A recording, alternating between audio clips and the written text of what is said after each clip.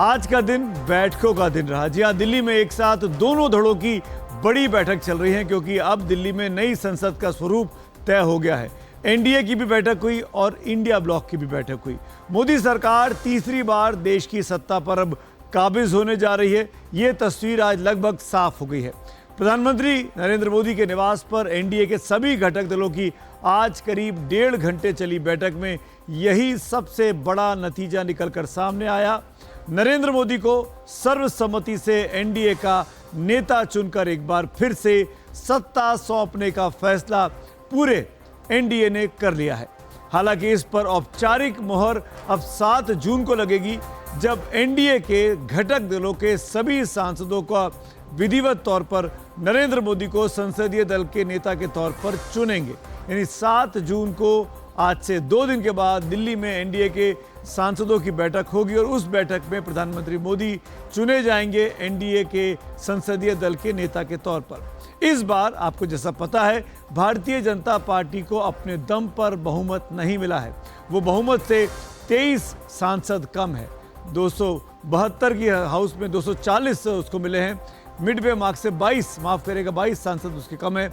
इसीलिए अपनी सरकार चलाने के लिए बीजेपी को इस बार सहयोगी दलों की बैसाखी की जरूरत पड़ी है। यानी देश में एक बार फिर गठबंधन सरकार का दौर 10 साल के बाद लौट आया है और ये बैसाखी बीजेपी को जो 22-23 सांसद कम है, ये अगले 5 साल तक पूरे वक्त जरूरत पड़ेगी। इन सहयोगी दलों में जो अब बीजेपी के साथ खड़े हुए हैं, उसमें दूसरे नंबर पर सबसे बड़ी पार्टी है चंद्रबाबू नायडू की टीडीपी, नीतीश कुमार की जेडीयू, चिराग पासवान की लोक जनशक्ति पार्टी, एकनाथ शिंदे की शिवसेना, जयंत चौधरी की आरएलडी और कुमार स्वामी की जेडीएस। सत्ता बनाए रखने के लिए इनके साथ बीजेपी को मोलतोल करना पड़ सकता है। ये बीजेपी से इन तमाम पार्टियों की संख्या बहुत कम है। इसके बावजूद भी ये तमाम पार्टियां मलाईदार पद, इंपॉर्टेंट डिसीजंस में अपनी मनमानी करने की कोशिश कर सकती हैं, जैसा कि अमूमन गठबंधन सरकारों में हमने अतीत में देखा है। आज इन सभी दलों के नेता दिल्ली में एनडीए की पहली बैठक में शामिल होने के लिए पहुंचे थे। इसके साथ ही नई सरकार के गठन की प्रक्रिया अब शुरू हो गई है। आज आपको बता दें, प्रधानमंत्री नरेंद्र मोदी ने आज सुबह अपनी कैबिनेट की आखिरी बैठक की और 17वीं लोकसभा से अपनी कैबिनेट का इस्तीफा जाकर खुद राष्ट्रपति को सौंपा और राष्ट्रपति ने अगली सरकार बने रहने तक उनको कार्यवाहक प्रधानमंत्री के तौर पर काम करने को कहा है। अब जैसा कि हमने आपको बताया, 7 जून को एनडीए की बैठक में नेता चुने जाएंगे प्रधानमंत्री नरेंद्र मोदी एक बार फिर से, और लगातार तीसरी बार 8 जून को, जैसा कि अभी तक की खबर आ रही है, वो तीसरी बार प्रधानमंत्री पद की शपथ ले सकते हैं। इस बैठक में और भी बहुत कुछ फैसले हुए। बड़ी लंबी चर्चा चली, करीब 1.5 से 2 घंटे तक वहाँ नेता मौजूद थे। इसमें टीडीपी भी मौजूद थी, जेडीयू भी थी, जेडीएस भी थी, जनसेना भी थी और भी उत्तर पूर्व की तमाम पार्टियां मौजूद थी।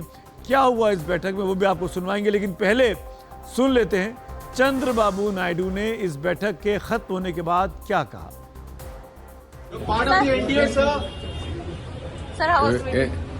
How can we contest elections if you are not a part of NDA?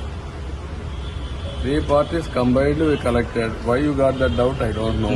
Sir, how was the meeting? How was the meeting, sir? Good. तो इस बैठक के बाद एकमात्र प्रतिक्रिया जो औपचारिक तौर पर मिली वो चंद्रबाबू नायडू साहब की थी और उन्होंने कहा कि कैसी रही बैठक, तो उनका कहना था कि बैठक अच्छी रही। इसी बैठक के बारे में और बातचीत के लिए चलते हैं अपने सहयोगी, वरिष्ठ सहयोगी अखिलेश शर्मा के पास, जो लगातार सुबह से नज़र बनाए रखे हुए हैं जो कुछ एनडीए में घट रहा है। अखिलेश, धन्यवाद जुड़ने के लिए। पहली बात तो ये कि अब 7 जून की तारीख तय हो गई है एनडीए की बैठक की, और जैसा कि उम्मीद है 8 जून को एक बार फिर प्रधानमंत्री मोदी शपथ ले सकते हैं।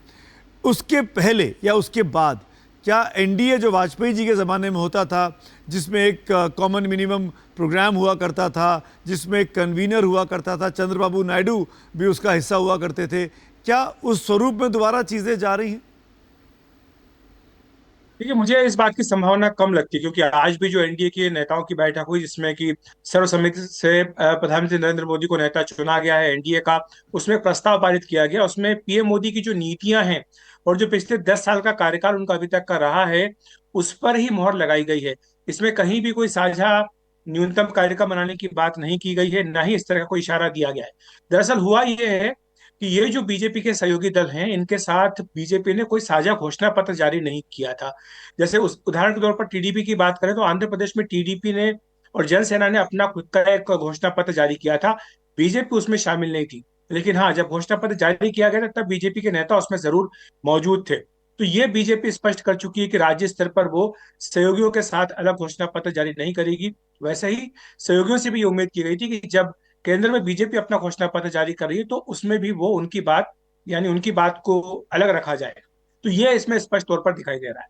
दूसरी बात यह है कि अभी तक संयोजक को लेकर के या कोई इसका एक ऐसा मैकेनिज्म बनाने के बारे में कोई जानकारी नहीं मिली है कि क्या हर महीने एक बार बैठक होगी या नहीं होगी। जी। लेकिन अमूमन ऐसा होता है कि जब संसद का सत्र चलता है तब एनडीए के नेताओं की एक फुल लीडर्स की बैठक होती है शुरुआत में। तो शायद हो सकता है वही सिस्टम कंटिन्यू करे। लेकिन ये सब बातें बात की है।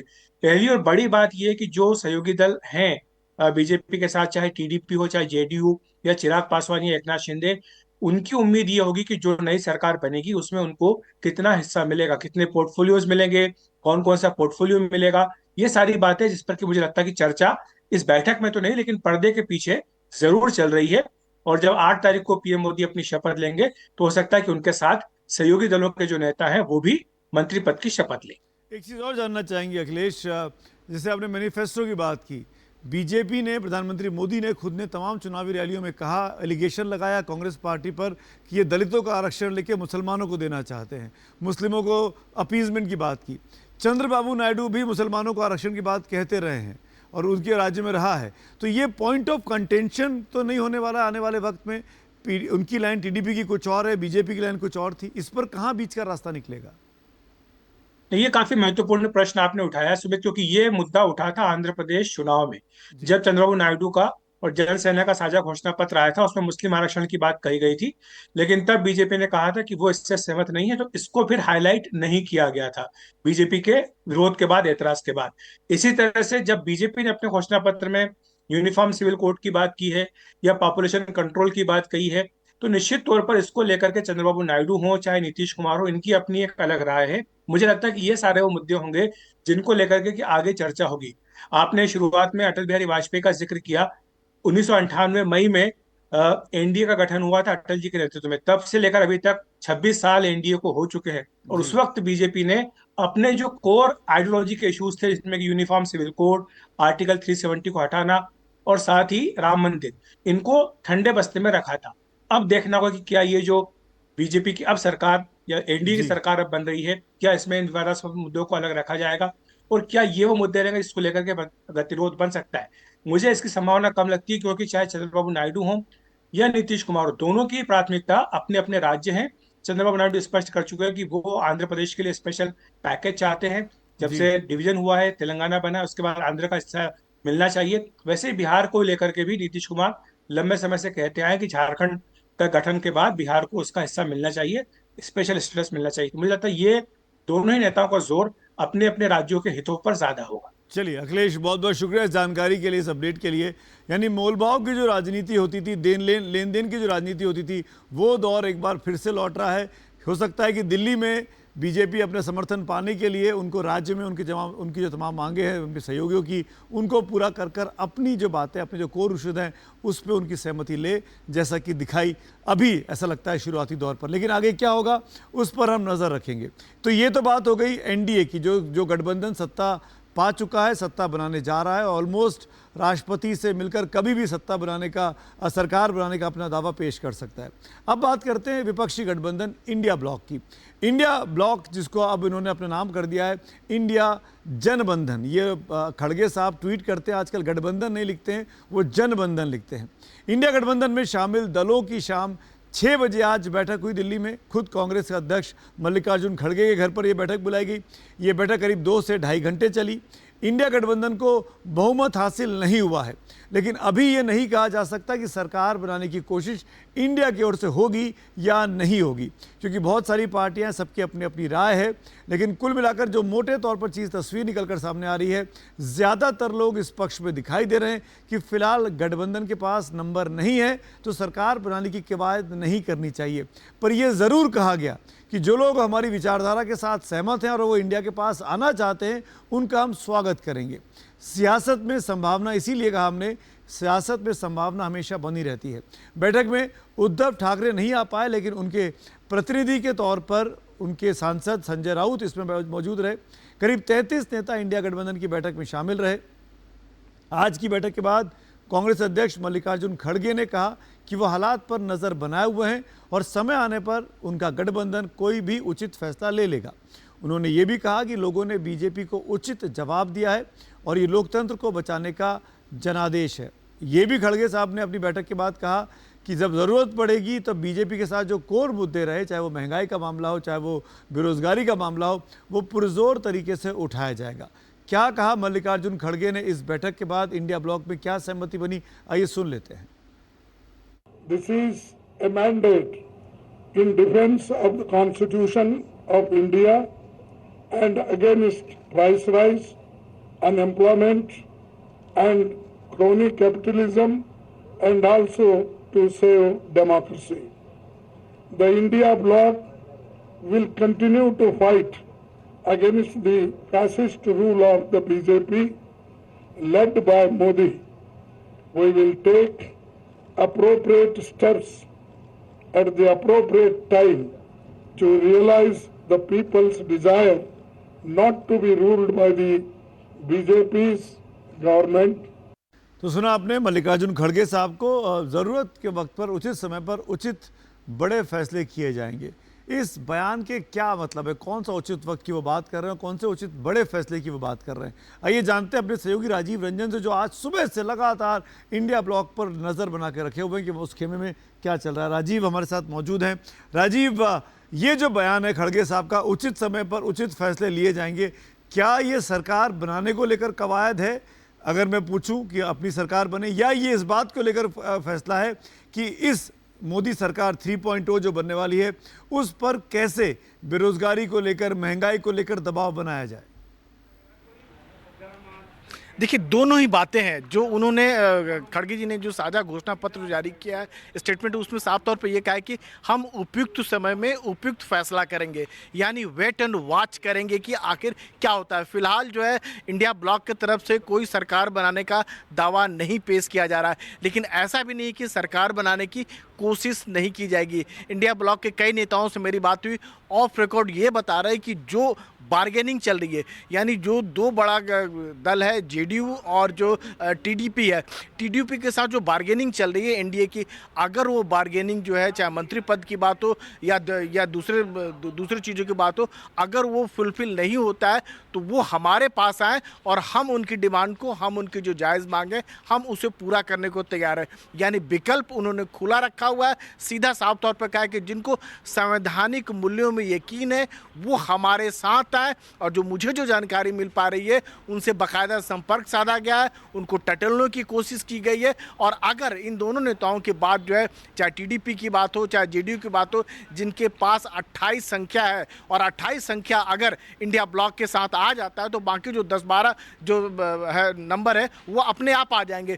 तो फिलहाल ये लोग क्लेम नहीं करेंगे सरकार बनाने का, लेकिन वेट एंड वॉच करेंगे कि राष्ट्रपति जब उनका आमंत्रण देते उसका फ्लोर टेस्ट होता है, उसके बाद बीच का जो समय है ये पूरा मुआयना करेंगे, हालात पर नजर बनाए हुए, और अगर वो टूट के अगर आते हैं तो उनका स्वागत करेंगे। उनके साथ हो सकता है कि फिर से सरकार बनाने की कोशिश करें, लेकिन फिलहाल ये सरकार बनाने का दावा नहीं पेश करने जा रहा है। जल्दी से जवाब चाहूंगा आपका मैं, कोई कॉमन मिनिमम प्रोग्राम बनने की बात हुई है, कॉमन गवर्नेंस का एजेंडा, या एक और चीज जुड़ी हुई कि इस ब्लॉक का मुखिया कौन होगा संसद में, who will be the convener, who will lead this block, खड़गे साहब खुद या कोई और? देखिए, अभी इस बातों का खुलासा नहीं किया गया है, लेकिन संकेत साफ है कि जितने दल हैं वो सब एक साथ मिलकर चुनाव लड़ेंगे, और जो चुनाव बाकायदा लड़ें, और उसके बाद संसद में जो लड़ाई लड़ी जाएगी बीजेपी के खिलाफ, इनका ये कहना है कि मैंडेट जो है बीजेपी के खिलाफ आया है, और जो प्रधानमंत्री मोदी की जो इंडिया ब्लॉक के नेताओं का कहना है जो तानाशाही रवैया है, उसके खिलाफ सब मिलकर संघर्ष करेंगे और सबकी आवाज़ एक होगी। यानी संसद में, जैसा पिछले संसद में भी देखा गया 17वीं लोकसभा में, कि सारे विपक्षी दलों का गठबंधन एक साथ होकर सरकार का खिलाफ करते थे, विरोध करते थे, उनकी नीतियों का विरोध करते थे। और इनका कहना है कि जो महंगाई, बेरोजगारी, संविधान का जो मुद्दा है, उस मुद्दे को लेकर सारे विपक्षी दल एक साथ है, चुनाव एक साथ लड़े हैं और गठबंधन धर्म का पालन जो है खासतौर से कांग्रेस तरफ से ठीक है राजीव, नजर रखिएगा, आपसे आगे भी अपडेट लेते रहेंगे। खास मेहमान जुड़ रहे हैं, इसी बातचीत को आगे बढ़ाते हैं कि आखिरकार देश की नई सरकार और नई संसद का रूप स्वरूप क्या होने वाला है। वरिष्ठ पत्रकार अशोक मलिक साहब मेरे साथ जुड़ रहे हैं। बहुत बहुत धन्यवाद अशोक सर जुड़ने के लिए। पहला सवाल तो यही, लगभग जो लग रहा है कि 8 तारीख को मोदी 3.0 की शपथ हो जाएगी और एक मिलीजुली सरकार का दौर देश में एक बार फिर लौट रहा है।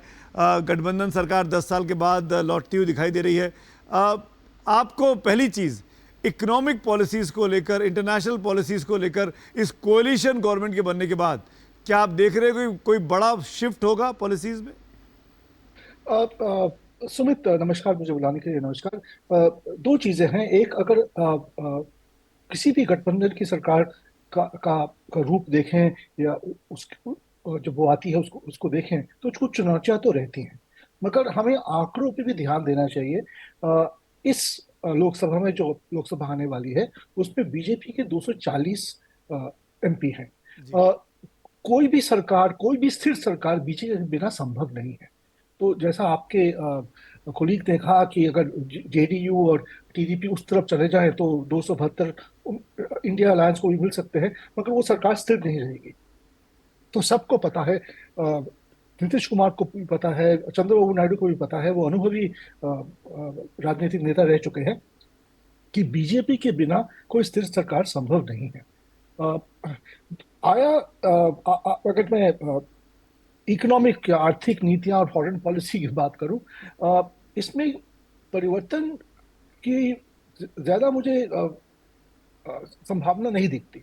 और अगर आप पिछले 20 वर्षों से भारत की आर्थिक नीतियां और विदेश नीति की बात करें तो दोनों का रुख, दोनों का डायरेक्शन, दोनों की दिशा लगभग एक जैसी ही रही है। एक सरकार ने किसी एक एस्पेक्ट को आगे ज्यादा तेजी से लिया है, दूसरी सरकार ने दूसरे किसी पहलू को आगे लिया है, मगर दिशा एक ही रही है। मगर हाँ, ये सच है कि जब बीजेपी ऑपोजिशन में रहती थी वो यूपीए को अपोज करती थी। जब कांग्रेस आई तो उन्होंने बीजेपी की नीतियों का खंडन किया। मगर इसका कारण कोई डिसएग्रीमेंट नहीं है उस पॉलिसी से। इसका कारण है राजनीतिक तालमेल नहीं रहना। एक क्विक रिस्पांस अशोक सर और चाहूंगा मैं।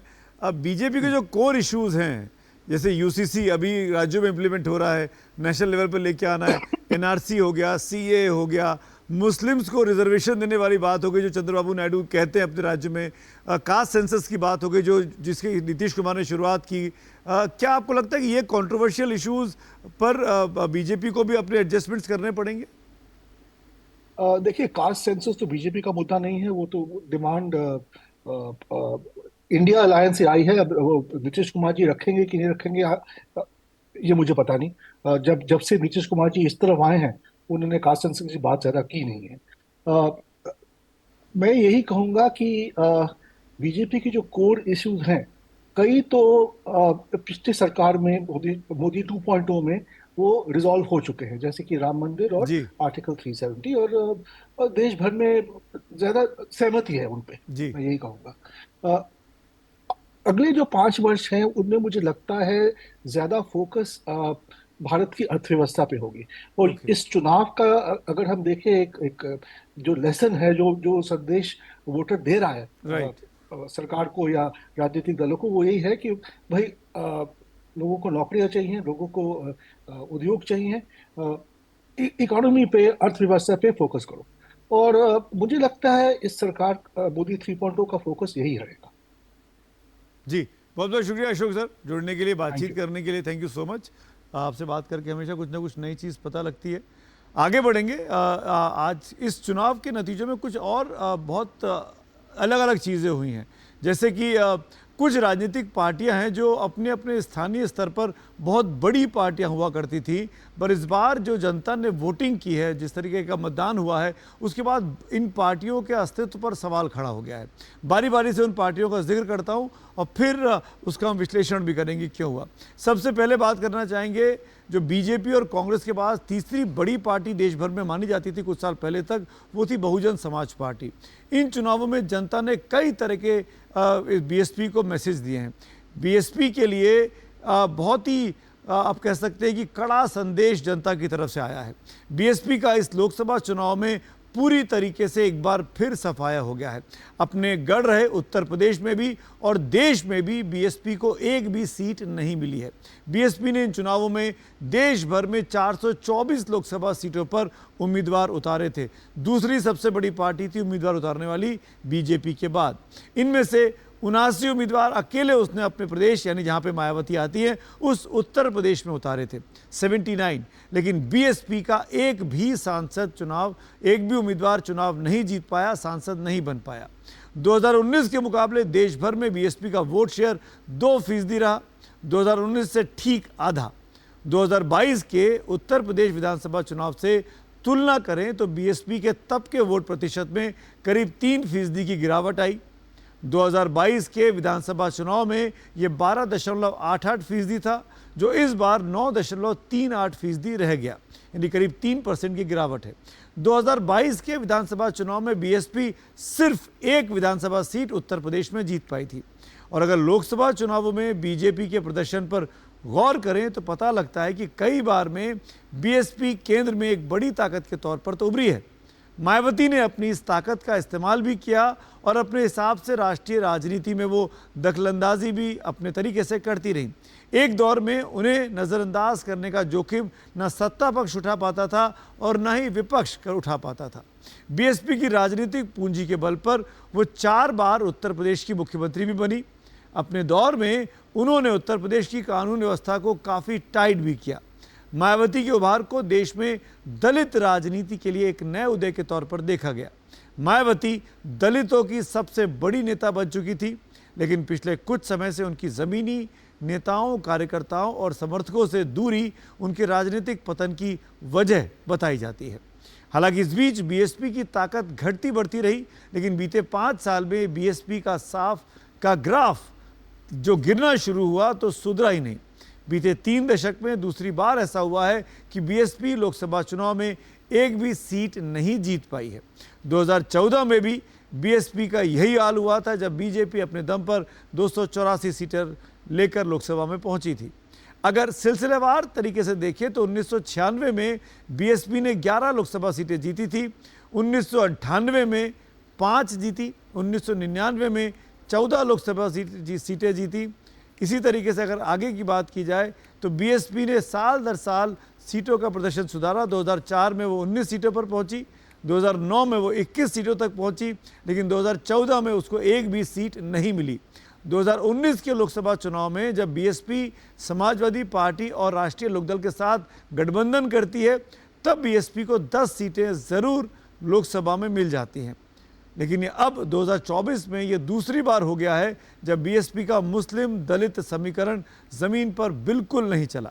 2022 के उत्तर प्रदेश के विधानसभा चुनाव में बीएसपी ने अधिकतम मुस्लिम उम्मीदवार खड़े किए थे, लेकिन उनमें से एक भी नहीं जीत पाया था। कुल मिलाकर बीएसपी का एक ही विधायक 2022 का विधानसभा चुनाव जीत पाया। उत्तर प्रदेश में मुस्लिम आबादी करीब 20% है और दलित आबादी करीब 21% है। बीएसपी को इस भरोसे इस बार भी अच्छे प्रदर्शन की उम्मीद थी और बहुत सी लोकसभा सीटों पर इस चुनाव में बीएसपी ने मुस्लिम उम्मीदवार उतारे थे, लेकिन ये तमाम उम्मीदें मायावती की धरी रह गईं। इस लोकसभा चुनाव में बीएसपी ने एक बार फिर उत्तर प्रदेश में सबसे अधिक 35 उम्मीदवार जो खड़े किए वो मुस्लिम समाज के थे, लेकिन इनमें से एक भी नहीं जीता। उधर सपा और कांग्रेस के विपक्षी गठबंधन ने इसी आधार पर बीएसपी को बीजेपी की बी टीम बताया था और आशंका जताई थी कि मुस्लिम उम्मीदवारों को उतारकर मायावती इंडिया गठबंधन को नुकसान पहुंचाना चाहती हैं, जिससे बीजेपी को फायदा हो सके। लेकिन चुनाव के नतीजों ने साबित किया कि बीएसपी को मुस्लिम वोट भी नहीं मिल पाए और बीएसपी के अधिकतर मुस्लिम उम्मीदवार अपनी अपनी सीटों पर तीसरे स्थान पर रहे। यही नहीं, दलित वोटों का भी एक हिस्सा बीएसपी के हाथ से निकल गया। लोकसभा चुनाव में बुरी हार के बाद मायावती ने निराशा जताई है और एक पत्र में कहा कि मुस्लिम समाज बीएसपी को नहीं समझ पा रहा है। उन्होंने लिखा कि बहुजन समाज पार्टी का खास अंग मुस्लिम समाज, जो पिछले कई चुनाव में इस बार भी लोकसभा चुनाव में उचित प्रतिनिधित्व देने के बावजूद भी बीएसपी को ठीक से नहीं समझ पाया है। तो ऐसी स्थिति में, यानी मुस्लिम, ऐसी स्थिति में इनको काफ़ी सोच समझ कर ही चुनाव में पार्टी द्वारा मौका दिया जाएगा, ताकि आगे पार्टी को भविष्य में इस बार की तरह भयंकर नुकसान ना हो। यानी मायावती इशारा कर रही हैं कि अब वो मुसलमानों को उम्मीदवार बनाने के नाम पर कई बार सोचेंगी। मायावती के पत्र में कही गई ये बात निश्चित ही मुस्लिम मतदाताओं के प्रति उनकी निराशा और नाराज़गी दिखाती है। अगर यह स्थिति है तो अब देखना है कि बीएसपी की राजनीति आगे किस तरीके से और बढ़ पाएगी। हमारे साथ विनोद शर्मा जी जुड़ रहे हैं, वरिष्ठ पत्रकार, उनके पास चलते हैं। हिंदुस्तान टाइम्स के पॉलिटिकल एडिटर हैं। विनोद जी, शुक्रिया, धन्यवाद। बीएसपी की हालत जो हुई है इस बार के पॉलिटिक्स में, इस बार के चुनावों में, उस पर आपकी टिप्पणी चाहते हैं। क्यों मायावती, आप चुनाव के दौरान आकाश आनंद को जिम्मेदारी दी, अपने भतीजे को, चुनाव के दौरान उनको हटा भी दिया, कह दिया कि वो मैच्योर नहीं हुए हैं। क्या वजह है मायावती की इस तरह की पॉलिटिकल रिएक्शंस देने की? देखिए, मायावती जो पहले वाली मायावती नहीं है जिसके बारे में वीपी सिंह कहा करते थे जब वो अपने पूर्ण बहुमत से सरकार बनाई थी यूपी में, और सुबह जिंदा थे वीपी सिंह और दौरा करके लौटे थे दिल्ली, और मैंने उनसे पूछा था तो कह रहे थे कि मायावती जो है अपने दम पे सरकार बना लेगी। मैं आश्चर्यचकित हो गया, मैं ये कैसे हो गया? कहता है जी, आज के दिन जो यूपी का मतदाता है वो किसी दानव वध करने वाली शक्ति को देख रहा है, और वो सिर्फ मायावती है। मतलब वो जो वहां पर जो बाहुबली है और जो लोग गुंडागर्दी वगैरह मचाते हैं, जो अपना मसल पावर दिखाते हैं, उन पे कंट्रोल कर लेगी। लेकिन ये वो मायावती अब है नहीं, और जो हुआ है मायावती के साथ उसके लिए तो बस वही कहा जा सकता है कि ना खुदा ही मिला, न विसाले सनम हम इधर के रहेंगे ना उधर के रहे। और देखिए, एक सीट से जहां से चंद्रशेखर जीता है रावण जी, वो इनकी सीट है। मायावती की एक तरह से पुश्तैनी सीट मान ली जाए, वो मायावती की पार्टी की, मायावती की जी हाँ, और जिस विचारधारा से वो आती है, नगीना शायद उसका नाम। तो मेरा ये मानना है कि मायावती ने जिस तरह से बयानबाजी की, उससे ये लगा लोगों को कि मायावती जो है वो खुद सीरियसली बैट नहीं कर रही है, और वो ये मैच को रिक करना चाहती है भारतीय जनता पार्टी के पक्ष में। और दूसरा ये जो चल पड़ा ना कि भारतीय जनता पार्टी जो है वो संविधान बदलेगी और आरक्षण खत्म करेगी, उसके चलते मैं समझता हूँ मायावती को और नुकसान हुआ, और इसलिए अब मायावती को नए सिरे से शुरू करना पड़ेगा। इस उम्र में कितना वो कर पाएंगी, कितना नहीं कर पाएंगी, मैं नहीं जानता हूँ जी हाँ। लेकिन आज के दिन उनकी जो क्रेडिबिलिटी है, जो एक लोग उनमें विश्वास करते थे, मायावती में जो दलित समाज में जो उनमें आस्था थी, वो आस्था कहीं डगमगा गई है, राइट, और उसको पुनर्स्थापित करने में टाइम लगेगा। आप रहिएगा विनोद जी, हम एक दो और राजनीतिक पार्टियों के बारे में बात कर रहे हैं, फिर उनसे आपकी प्रतिक्रिया भी लेते रहेंगे। लेकिन एक चीज़ विनोद जी ने बड़ी इंपॉर्टेंट की, चंद्रशेखर आज़ाद का नाम लिया, तो ये भी देखना होगा कि दलित राजनीति में क्या चंद्रशेखर आज़ाद बीएसपी के एक रिप्लेसमेंट के तौर पर, एक विकल्प के तौर पर उभर कर आगे आएंगे। खैर, आगे बढ़ते हैं, एक और राजनीतिक पार्टी की बात करते हैं, और ये है बीजू जनता दल।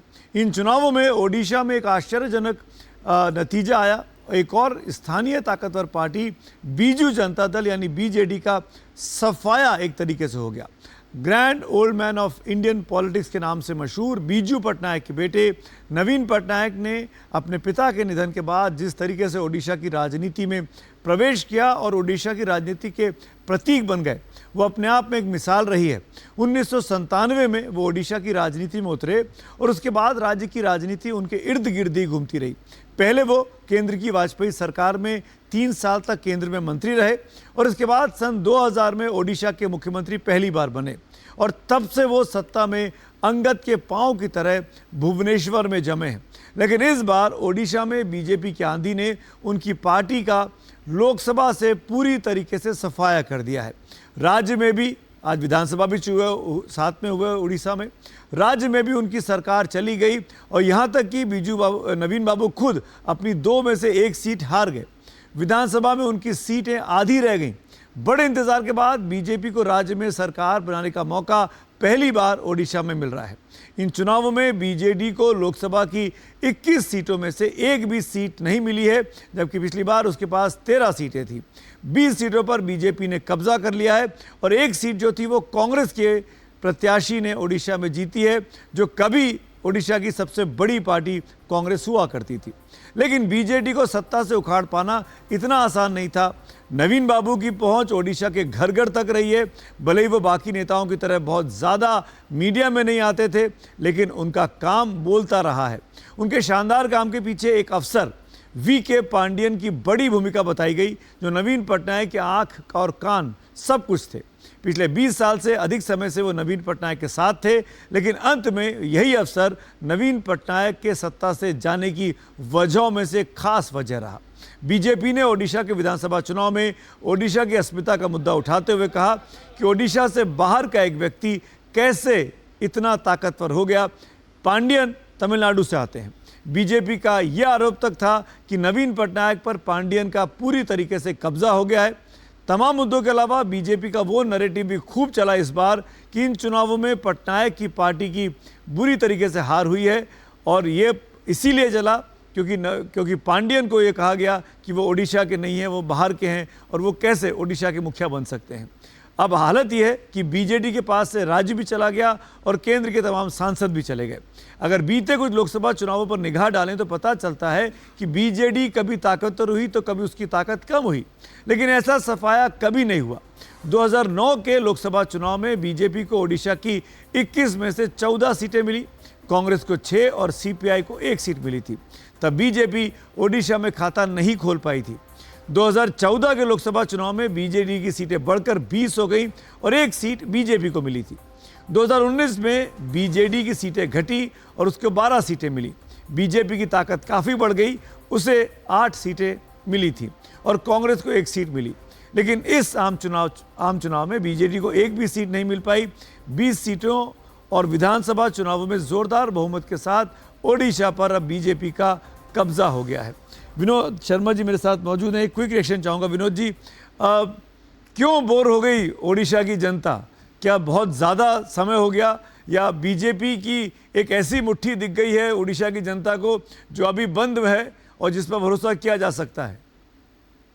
देखिए, भारतीय जनता पार्टी ने बहुत ही सुनियोजित तरीके से उड़ीसा में अपना तंत्र फैलाया है, इंतजार की है और चुपके चुपके आहिस्ता आहिस्ता वहां काम किया है, और इसके लिए उनकी तारीफ करनी बनती है। देखिए, आज के दिन ना सिर्फ बीजू जनता दल की सफाई हुई है, लेकिन उससे पहले जिस तरह से बीजू जनता दल ने कांग्रेस की सफाई करती थी, उसी तरह से बीजेपी ने बीजू जनता दल की सफाई की। और जब भी सफाई होती है किसी प्रदेश में तो स्पेस बनती है और पॉलिटिकल फोर्सेस के लिए। और मैं ये मानता हूं कि आने वाले वक्तों में, क्योंकि अब नवीन बाबू जो है उनकी सेहत भी ठीक नहीं रहती और बुजुर्ग हो चुके हैं, और जब वो आए थे, मुझे याद है 90 के दशक में यूनाइटेड फ्रंट और कोलिशन का जमाना होता था केंद्र में, उस समय वो आए और शुरू में वो एक साथ मिलके उन्होंने सरकारें बनाई बीजेपी के साथ। लेकिन बाद में उनका झगड़ा हो गया और कंधा महल के प्रकरण के बाद बीजेपी से उन्होंने अपना संबंध विच्छेद कर लिया। लेकिन फिर भी टेक्निकली बीजेपी को मदद करते रहे, कभी भी पूरी तरह से विरोध में बीजेपी के नहीं उतरे।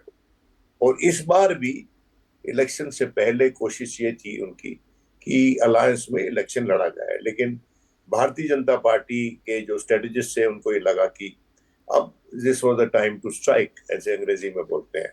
Now the iron is hot. एक क्विक रिएक्शन चाहूंगा, क्या आपको लगता है कि अब बीजू जनता दल पूरी तरीके से समाप्त हो जाएगी? नवीन बाबू की सेहत नहीं ठीक है, तो ताकत भी नहीं बची है पार्टी के अंदर, रिसोर्सेज भी नहीं है। सही बात है, क्योंकि उन्होंने वहां पर उनकी जो डिपेंडेंस है, देखिए थोड़ा ही सिमिलैरिटीज जनता दल यूनाइटेड के साथ है। जिस तरह से नीतीश बाबू ब्यूरोक्रेसी पे ज्यादा डिपेंडेंट रहते हैं और अपने विधायकों पे कम, उसी तरह से नवीन बाबू जो हैं वो जी। ब्यूरोक्रेसी ज्यादा डिपेंडेंट थे और अपने विधायकों पे कम, तो इसलिए जमीनी सतह पे उनकी पार्टी कमजोर हुई है। जी। और उनकी शख्सियत के बाद उसका क्या हश्र होगा ये तो ईश्वर ही जानता है। चलिए, शुक्रिया विनोद जी बात करने के लिए, बीजेडी और बीएसपी के बारे में तफसील से आपको हमको समझाने के लिए। तो ये थे विनोद शर्मा। इन चुनावों ने एक और स्थानीय क्षत्रप को ढेर कर दिया।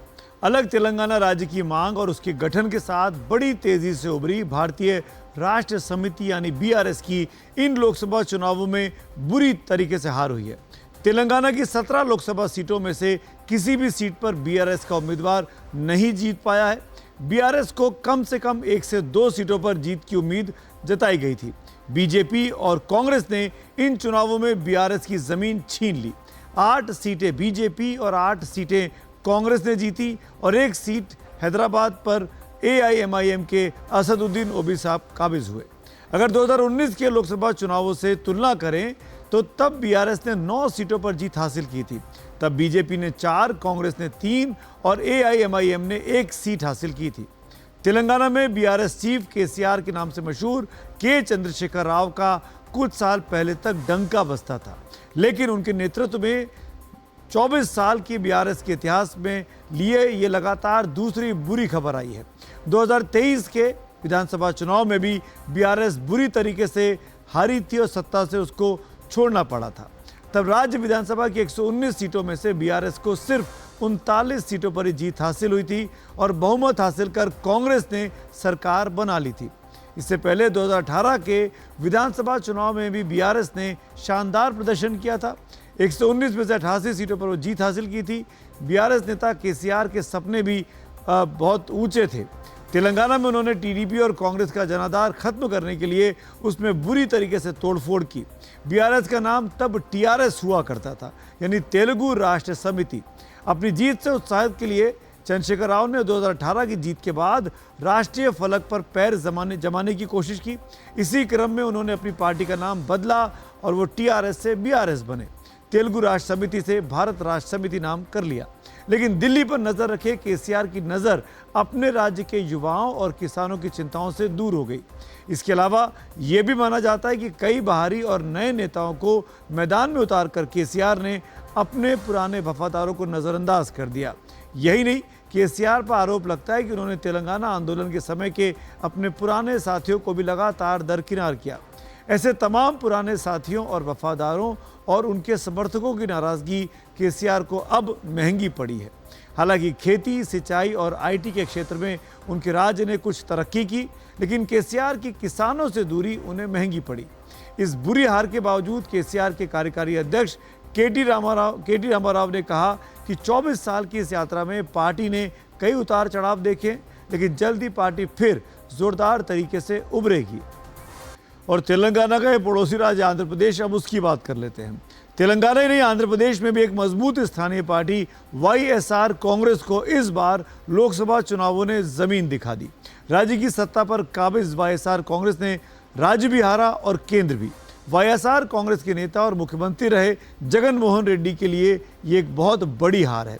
कांग्रेस के दिग्गज और पूर्व मुख्यमंत्री वाईएस राजशेखर रेड्डी के देहांत के बाद जगन मोहन रेड्डी ने उनके सुपुत्र हैं, उन्होंने राज्य को संभाला था।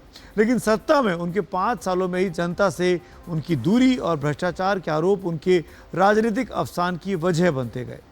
आंध्र प्रदेश के इन विधानसभा चुनावों में 175 सीटों में से वाईएसआर कांग्रेस को महज 11 सीटें मिली हैं, जबकि चंद्रबाबू नायडू की तेलुगु देशम पार्टी ने 135 सीटों के साथ राज्य की सत्ता में जोरदार वापसी की है। टीडीपी की सहयोगी जनसेना पार्टी ने 21 सीटें हासिल की। 8 सीटें बीजेपी को भी मिली हैं। जगन मोहन रेड्डी की पार्टी वाईएसआर कांग्रेस को 2019 में 175 में से 151 सीटें मिली थी। इस बार महज 10 सीटें मिली हैं। यही हाल उनका राज्य की 25 लोकसभा सीटों पर भी हुआ। सिर्फ 4 लोकसभा सीटों पर वाईएसआर कांग्रेस जीत पाई, जबकि 21 सीटें एनडीए को गई। बात चल रही है लोकसभा चुनाव की परिणामों की और परिणामों के विश्लेषण की। इन चुनावों में सत्ता विरोधी लहर खासतौर पर मौजूदा सांसदों के खिलाफ भी काफ़ी दिखी। अगर एनडीए की बात करें तो 214 सांसदों को फिर से टिकट मिला, लेकिन 137 ही जीतकर संसद में लौट पाए। स्ट्राइक रेट रहा 64%, यानी 36% सांसद वापस लोकसभा नहीं लौट पाए हैं। इंडिया गठबंधन में शामिल दलों ने 87 सांसदों को फिर से टिकट दिया, लेकिन उनका स्ट्राइक रेट बढ़िया रहा 80%, यानी 70 सांसद वापस लोकसभा में लौट पाए। बीजेपी की अगर बात करें स्पेसिफिकली तो उसने 183 मौजूदा सांसदों को टिकट दिया, उनमें से 115 जीते, यानी 63% का स्ट्राइक रेट बीजेपी का रहा। उधर कांग्रेस ने 36 सांसदों को टिकट दिया, जिनमें से 26 लोकसभा में जीतकर लौटे हैं, यानी 72% का स्ट्राइक रेट रहा। तो आज खबरों की खबर में मेरे साथ फिलहाल इतना ही, लेकिन एनडीटीवी इंडिया पर खबरों का सिलसिला जारी है। मेरी तरफ से शुभ रात्रि।